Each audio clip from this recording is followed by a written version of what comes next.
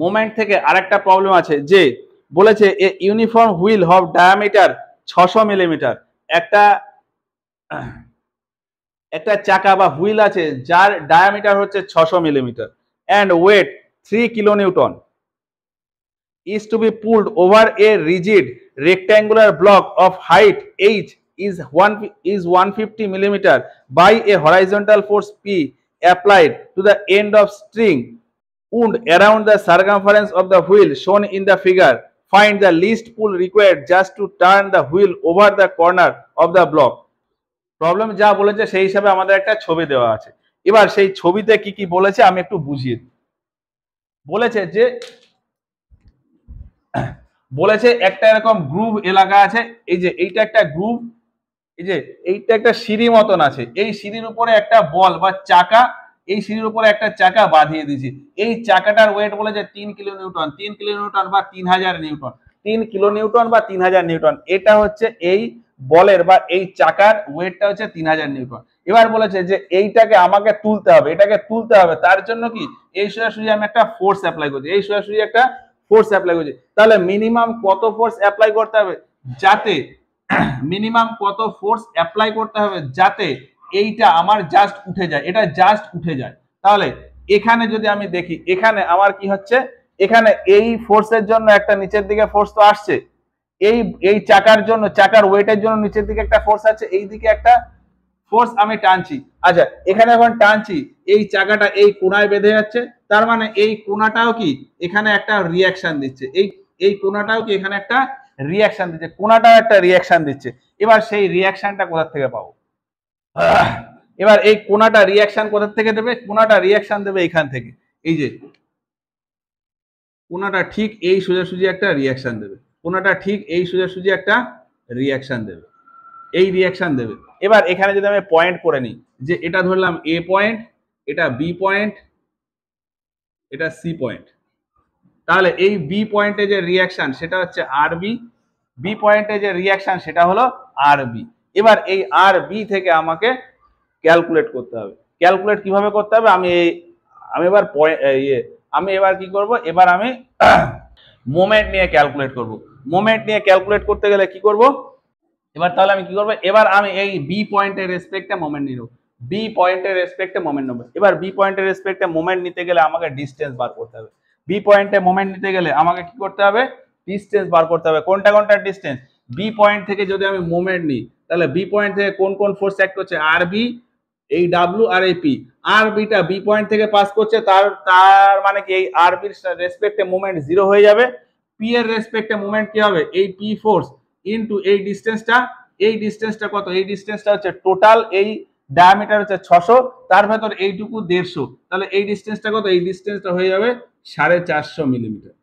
এইটুকু তো হয়ে গেল, কিন্তু এই যে এই ডিসটেন্সটা কত? এই যে এই ডিসটেন্সটা, যখন আমি এই ফোর্সের রেসপেক্টে মোমেন্ট নেবো, বি পয়েন্টের রেসপেক্টে এই ফোর্সের জন্য মোমেন্ট নেবো, তখন আমার এই ডিসটেন্সটাকে লাগবে, এই ডিসটেন্সটা লাগবে। এবার এই ডিসটেন্সটা কত? এই ডিসটেন্সটা যদি আমি একটু ভালো করে ছবিটা আঁকি, তাহলে এই ডিসটেন্সটা কোথা থেকে পাবো?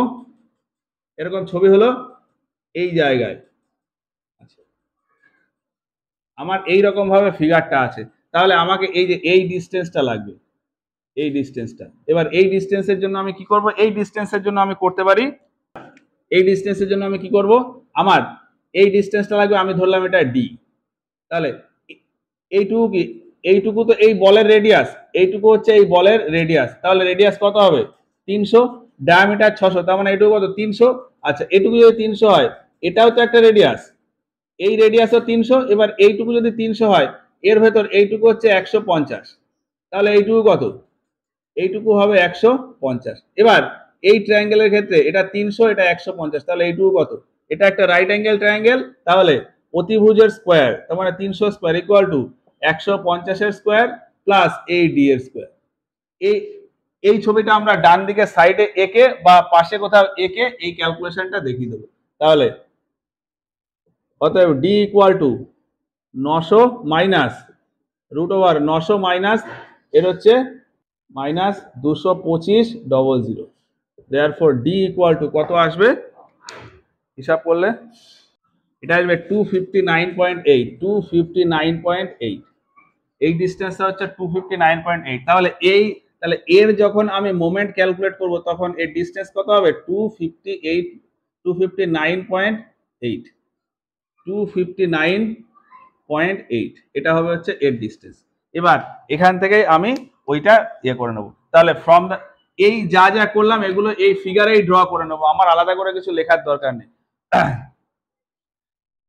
আমি এখানে লেখার থাকলে কি লিখতে পারি যে given the weight of the wheel equal to W equal to 3000 newton. এবার পরের লাইনে লিখে দেবো যে by taking moment at B পয়েন্টে যদি মোমেন্ট নিই তাহলে বি পয়েন্টে মোমেন্ট নিলে মোমেন্টের ফর্মুলা কি বলে? Total clockwise moment equal to total anti clockwise. তাহলে এই বি পয়েন্টের রেসপেক্টে আমি দুটো ফোর্সের জন্য মোমেন্ট পাবো, একটা পি ফোর্স একটা ডাব্লিউ ফোর্স। তাহলে এর জন্য যদি আমি দেখি এইটা কি ডান দিকে ঘুরে যাচ্ছে, এই যে এইভাবে ঘুরে যাচ্ছে, তাহলে এটা ক্লকওয়াইজ মোমেন্ট। তাহলে পি ইনটু এই ডিস্টেন্সটা কত? এই ডিস্টেন্সটা হচ্ছে 450, এটা হলো ক্লকওয়াইজ মোমেন্ট। আর অ্যান্টি ক্লকওয়াইজ এই যে এই পয়েন্ট থেকে এই ফোর্সটা নিচের দিকে, তার মানে কি এটা অ্যান্টি ক্লকওয়াইজ। তাহলে 3000 ইনটু এই 3000 নিউটনের জন্য মোমেন্ট কত হচ্ছে? 3000 ইনটু এই ডিস্টেন্স কত? 259.8। দেয়ারফর পি ইকুয়াল টু কত আসবে? পি ইকুয়াল টু কত আসবে এখান থেকে আমি হিসাব করে পাবো। পি এর ভ্যালু আসবে 1732 নিউটন। তাহলে পি এর ভ্যালু কত আসবে? 1732 নিউটন। তাহলে আমাকে কতটা ফোর্স অ্যাপ্লাই করতে হবে? 1732 নিউটন ফোর্স অ্যাপ্লাই করতে হবে। আমাকে পি এর ভ্যালু কত হবে? 1732 নিউটন। আমাকে ফোর্স অ্যাপ্লাই করতে হবে 1732 নিউটন।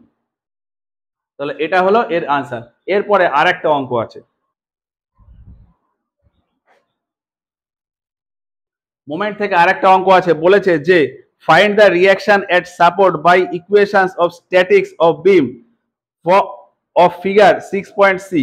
মানে আমাদের একটা ফিগার দেওয়া আছে, সেই ফিগার থেকে আমাদের এ আর বি পয়েন্টে কি সাপোর্ট আছে সেটা বার করতে হবে। তো ফিগারটা প্রথমে একটু বুঝে নিই। ফিগারটাতে বলেছে যে একটা বিম আছে এবিসি, তাতে আমার দুটো সাপোর্ট দেওয়া আছে। এই যে এইগুলো হচ্ছে সাপোর্টের সিম্বল। এই সাপোর্ট মানে হচ্ছে এই দিকটা ফিক্সড, আর এটাকে বলা হয় ফিক্সড সাপোর্ট, আর এটাকে বলা হয় রোলার সাপোর্ট মানে হচ্ছে রোলার সাপোর্টেও কিছু না, রোলার সাপোর্টে ওই সিম্পল সাপোর্ট, কিন্তু রোলার সাপোর্টে কি হয়, যদি গরমের কারণে বিমটা এক্সপান্ড হয় তাহলে ওই রোলারটা মুভ করতে পারে। ফিক্সড হলে কি হয়? ফিক্সড হলে মুভ করতে পারবে না, রোলার হলে একটুখানি মুভ করতে পারবে। তো ওটা নিয়ে আমাদের কোনো এফেক্ট হবে না। আমাদের এই রোলার আর ফিক্সড একই, দুটোই সিম্পল সাপোর্ট। তাহলে এই বিমে আমাদের দুটো সাপোর্ট রয়েছে, তার মানে বিমটা দুটো ফোর্স দিয়ে সাপোর্ট দেওয়া রয়েছে। তো সেই সাপোর্টটা প্রথমে একটু এঁকে নিই। তাহলে এখান থেকে যদি একটা সাপোর্ট আসে, এটা হচ্ছে আর এ, ঠিক একইভাবে এখানে কি হবে? আর বি। এই দুটো সাপোর্ট হলো।